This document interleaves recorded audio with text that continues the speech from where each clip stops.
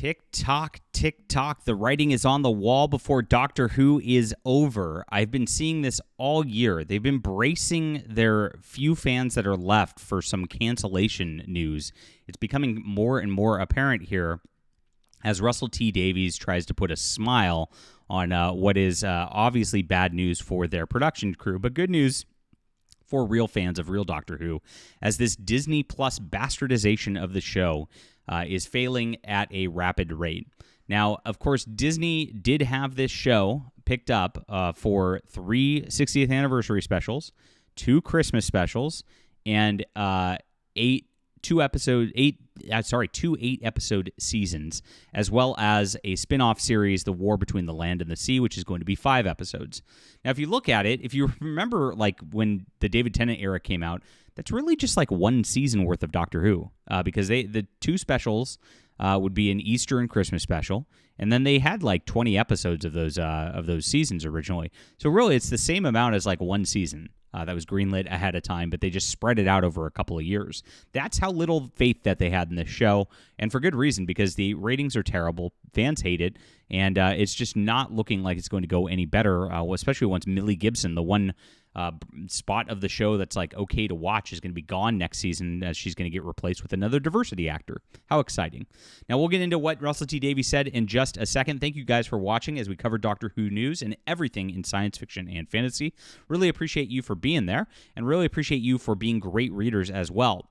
Once I started talking about Doctor Who, this book series really took off. It's a space exploration series. It's called The Stars Entwined. If you like space opera, if you like the big space epics in Doctor Who when war breaks out, you're going to love this. It's a lot of fun, some great characters, and I build a trilogy here where it really pays off and really actually does honor to the beginning of the series. It's very unlike what Russell T. Davies is doing now. So you're going to love this. Check it out. I'm writing a sequel trilogy to this right now, so it's a great time to get in on the books. Grab it on ebook, print, or audio. It's available on all 3 for you, and it's in the description below. Thank you for reading and supporting our channel.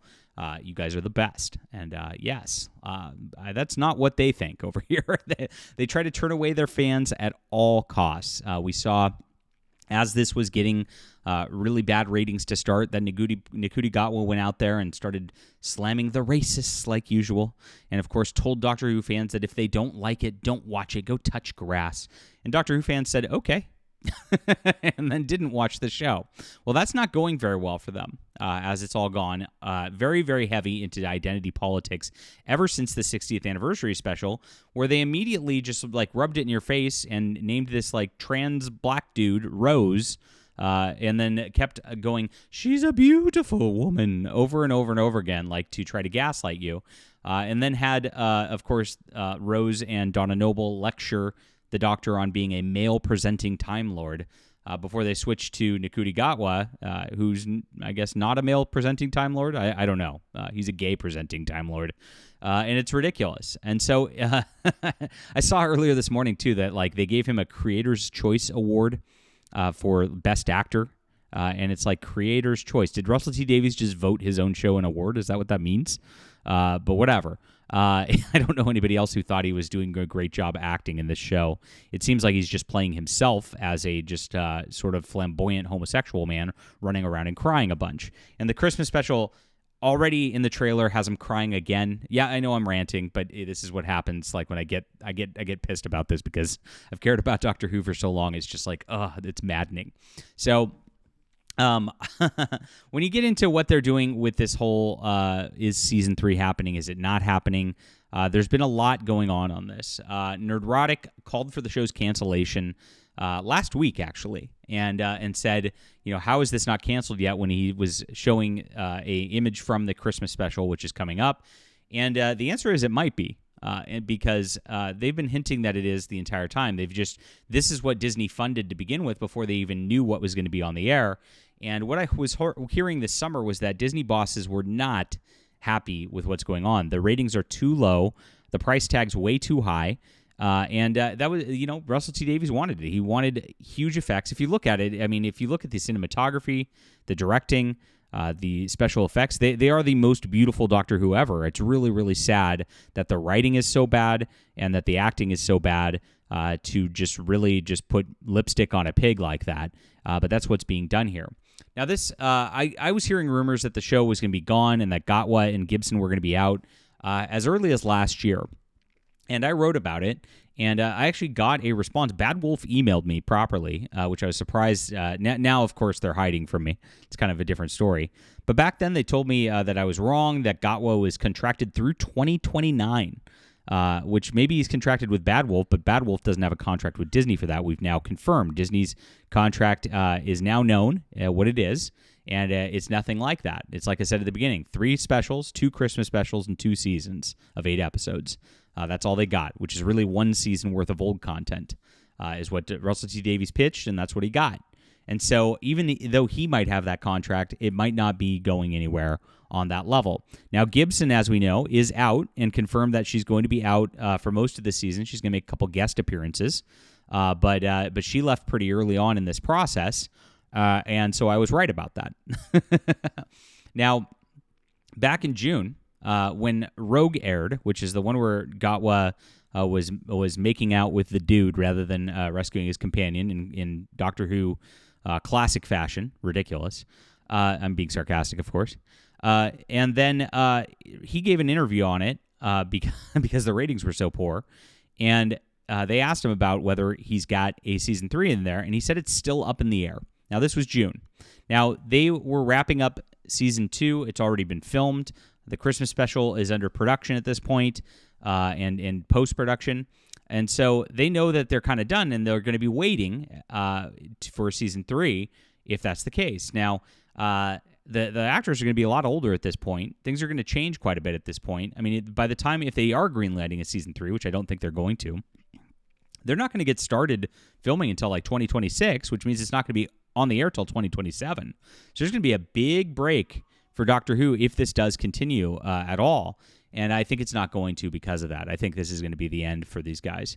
Now, Gatwa then went on the Graham Norton show this summer after this was happening, and he was talking about how they're working on season 3 and how they're writing it, they're getting ready for it, and the BBC actually had them cut that segment out before it aired, which again made fans go, this is kind of getting weird. So now Russell T Davies has been asked again. Now it's December, so we're going from June they didn't know, July they didn't know, and December. Now it's looking like Disney's going to pull the plug on this, and Disney are the ones financing it, as we're about to find out, because I don't think they can do Doctor Who like this without Disney financing, and so I doubt that they'd continue a show that they scale back the budget severely. Because you'll see the difference. It'll look really bad. Once you don't have those effects to cover up this bad storytelling, it will be a complete disaster like they've never seen before. So Russell T Davies said, "I don't know. I'll do my Russell T Davies impression. I don't know. I'm loving it. We don't know if there's a 3rd series yet. This Series 2 will go out in summer, and then they'll decide it. The BBC will decide as well its future. I'm happy to stay with it. I love it. It's more fun than anything else." Let me know if you liked my Russell T Davies impression. Go watch his interviews if you haven't heard him. He does sound like that, I think. So here it is. They have no idea. And they're not going to decide now. They're going to decide after the ratings this summer, which I'm going to predict right now that the ratings for Series 2, especially once Millie Gibson exits, is going to be less than this season, which already had the lowest rated Doctor Who ever. So that's going to be a big problem for them. It's obviously going to go away. Disney's not liking this already. And he kind of gives some hints as to this because he talks about the logistics of the show. He says that the BBC made a move to go on to a streamer. And you can see he thinks this is a bad idea or something. It's still on BBC One here, still on iPlayer. The rest of the world goes out on Disney+. And BBC thought they went to me because they thought the show deserved to look as good as Stranger Things and Star Wars shows. And so they wanted the budget, right? Why should we be a humble little show being made in a shoe cupboard? So that's what he thought about Doctor Who before, right? I mean, it shows that these people are like, why can't I have the big budgets? I think that's the way everything is heading. Let's face it, every single drama you ever watch on television has had American money or co-production money in it about 25 years. This is nothing new. It's just the next step. And so this is Disney's control, right? And so he's admitting that basically Disney took control of this show because of this. And this is interesting, and he calls it a lovely experiment. Oh boy, we've had a great time, and I think we've made shows that really show off, and we show Britain at its best as well. British crews, entirely British writers and directors. It shows us off worldwide.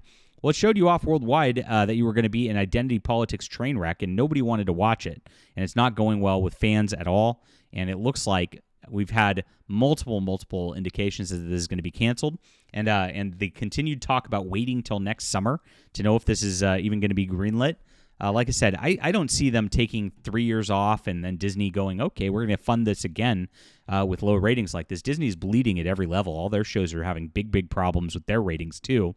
And so they're going to have to make smarter choices, and the smart choice here is not to fund a giant bloated Doctor Who production that nobody's going to watch. So my prediction is that's going to be gone, and I don't think BBC is going to want to do that without funding and go back to what their budgetary restraints were before with this cast and crew.